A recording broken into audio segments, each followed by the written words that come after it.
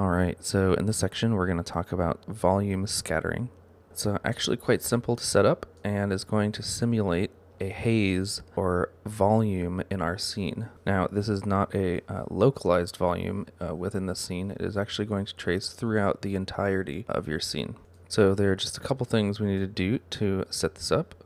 First, we want to go to the Redshift tab and go under the Objects menu and click the Redshift environment.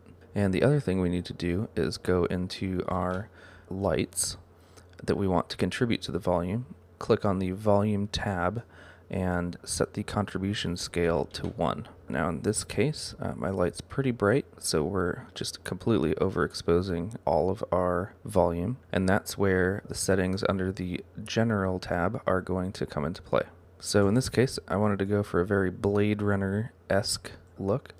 So in this case, I've made a light in the scene that has a very yellow color to it, and then we're going to scatter through a orange volume, which is going to give us a very similar look to some of my favorite scenes in Blade Runner.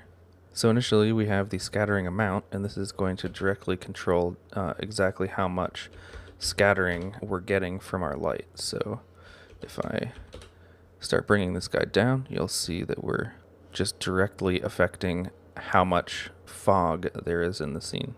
So I'm actually going to keep scattering set to 0.1, which again looks very, very bright. And we're going to talk about attenuation.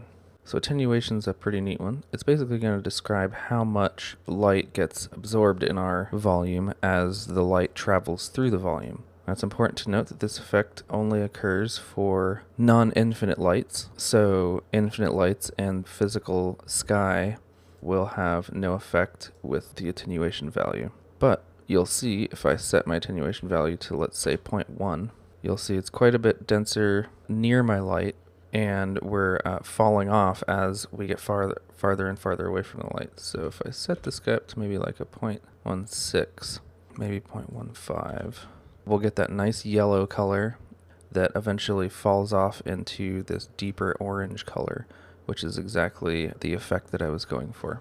Now phase is a rather interesting one. This is going to bias the appearance of our scattering either toward or away from the camera. So if you can imagine what it would look like if the light was going to be biased toward the camera, we would see a lot less of these silhouettes, and instead it would start becoming occluded by the fog, almost like a veiling flare, let's say. So if I increase my phase in the positive direction, we're going to bias toward the camera.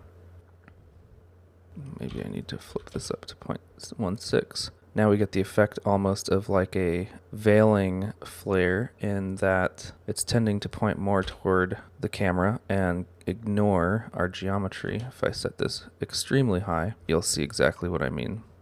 Now similarly, let's go back down to phase of 0. If I go in the negative direction, it's actually going to bias in the direction away from the camera, which is going to have the opposite effect. In this case, I decided to keep my phase at 0 because I'm quite happy with the way that this is looking. There's also a non-light dependent type fog, which you can check out in the fog section. Well, thank you for checking out the volume scattering section, and we'll see you in the next one.